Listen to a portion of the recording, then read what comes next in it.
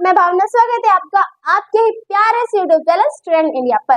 दोस्तों, आज की वीडियो में हम पढ़ने वाले हैं कि उपसर्ग क्या होते हैं। क्या पढ़ेंगे? उपसर्ग। तो उपसर्ग पढ़ने से पहले मैं आपको प्रत्यय और उपसर्ग के बारे में थोड़ा बहुत बता देती हूँ, क्योंकि प्रत्यय हम इसके नेक्स्ट वीडियो के दिन पढ़ेंगे और जो उपसर्ग होते हैं और प्रत्यय ज्यादातर हम साथ में पढ़ते हैं, बट इस वीडियो के दिन हम पढ़ने वाले हैं उपसर्ग। क्या पढ़ेंगे? उपसर्ग। और जो प्रत्यय होती है उसकी मैं आपको थोड़ी सी जानकारी दे देती हूँ। जैसे कि मैंने यहाँ उदाहरण देती हूँ,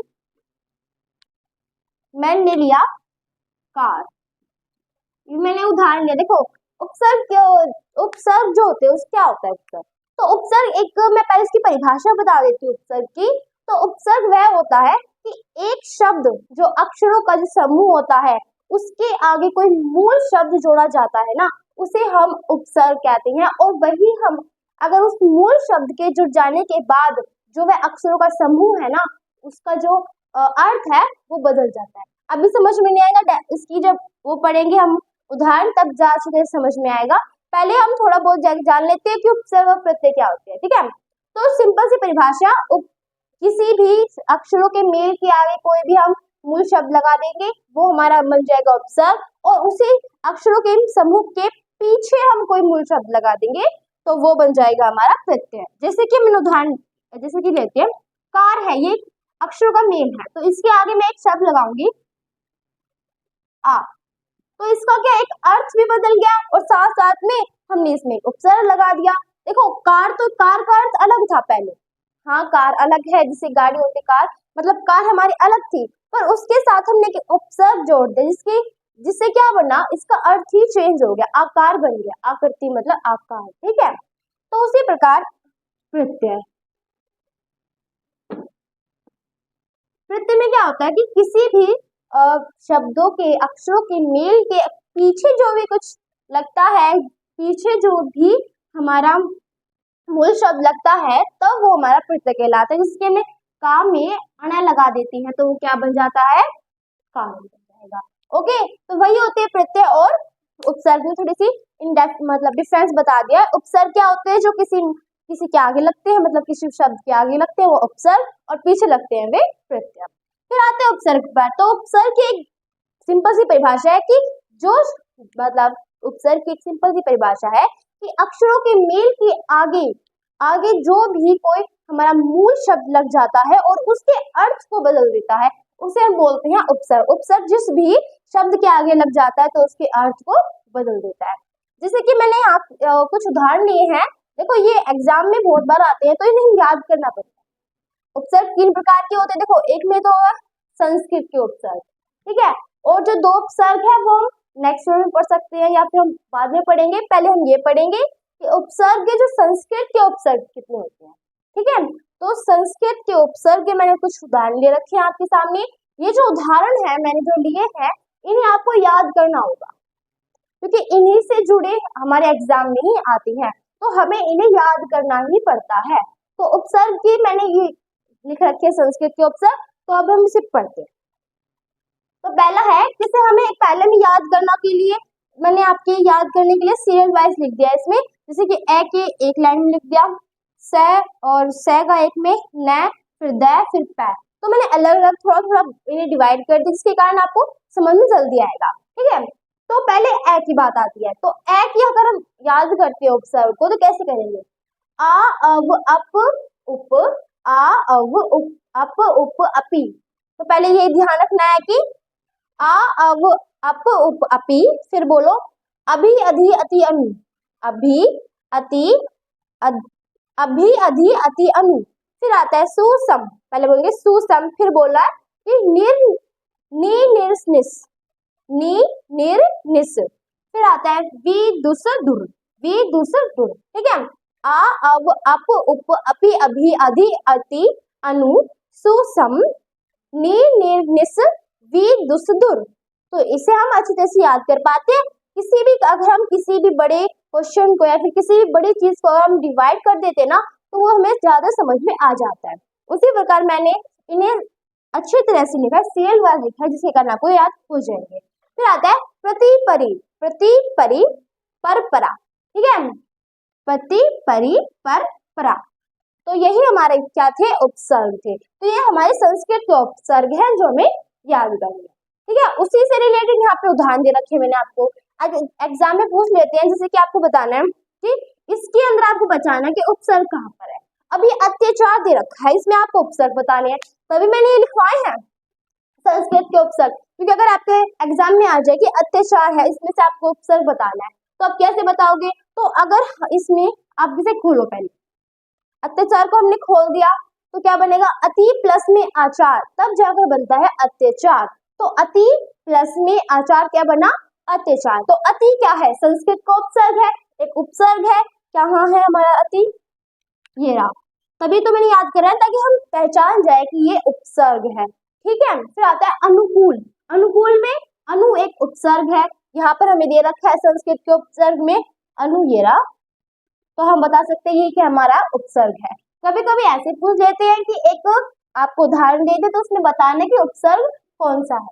ठीक है, तो कभी हमें ऐसे दे देते हैं कि हमें इनमें दे देते हैं कि आ, अब, अपने से, या कोई और दे देते हैं, उनमें से आपको बताना है कि उपसर्ग कौन सा है। तो आप इन्हें याद कर लोगे तो आपको पहचान में आ जाएगा।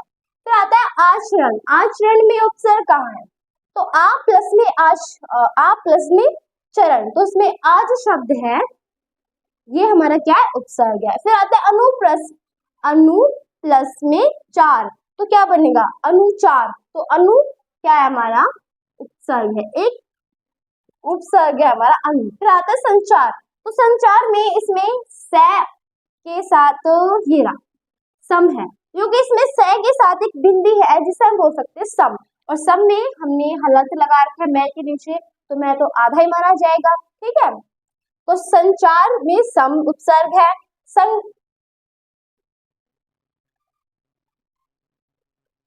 तो संघर्ष में, जो हमारा संघर्ष है इसमें संग मतलब सम, इसमें क्या है, संघर्ष में जो सम हमारा लगा हुआ है उपसर्ग। आदान, आदान में आ उपसर्ग है, इसमें भी आ उपसर्ग है। परिवार, तो परिवार में कौन सा उपसर्ग आया है, परी। देखो अगर आपको ऐसे मिल जाए तो आप पहचान तो जाओगे कि हाँ ये एक उपसर्ग है, इसलिए आपको ये टेबल याद करनी होगी जो मैंने यहाँ लिखी हुई है। ये जो टेबल है आपको याद करनी होगी। फिर आता है अभीष्ट। अभीष्ट में अभी जो है ये एक उपसर्ग है, अभी जो है ये हमारा एक उपसर्ग है, यहाँ पर दे रखा है इस टेबल में, हाँ दे रखा है, ये रहा हमारा, तो ये हमारा एक उपसर्ग है। फिर आता है संगति। तो संगति क्या एक उपसर्ग है, बिल्कुल है। अब आप कहोगे यहाँ तो नौ की ध्वनि आ रही है, फिर मैं कहाँ से आया, इसमें ऐसा ही है, इसमें जहां पर भी से, देखो सम में क्या आएगा, स में वो नहीं आएगा कि से मैं ही हूं, नहीं, से न संचार होगा, संगति होगा, संकर होगा, संघर्ष होगा, जिसमें न आया फिर मैं आए तो वो सम ही कहलाएगा, वो सम का ही एक मतलब वो उपसर्ग ही है आपका। ओके, फिर आता है प्रकार। तो प्रकार में पर हमारा उपसर्ग है, यहाँ पर दे रखा है, बिल्कुल टेबल में भी है, तो ये हमारा उपसर्ग है।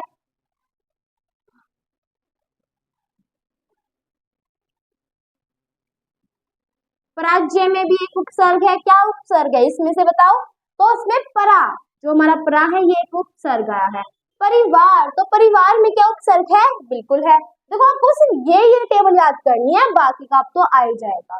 ठीक है, तो परिवार में परि उपसर्ग आया। अधिकार में अधि एक उपसर्ग है। तो एक मैं उदाहरण बताऊंगी, ठीक है, तो पहले हम एक उदाहरण ले लेते हैं। अत्यधिक, अत्यधिक में क्या है कि अब इसमें उपसर्ग पहचानना है, तो अब हम पहचान सकते हैं, पहले तो हमें इसकी क्या करनी है, इनका विग्रह करना, जो संधि हम करते हैं, तो इसका पहले विग्रह करेंगे, मतलब संधि करेंगे।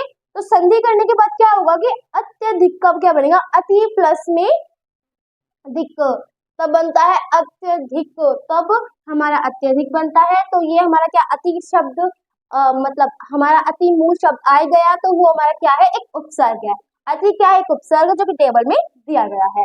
फिर आता है दुस्साहस। दुस्साहस में द उ सैम, तो इसमें आधा सैम दिया गया आपको, इसमें भी आधा ही सह है, नीचे हलंत लगा हुआ है, तो मतलब आधा सह है, दुस में आधा सह है, तो ये हमारे टेबल के अंदर है, तो ये भी क्या है, हमारा एक उपसर्ग है।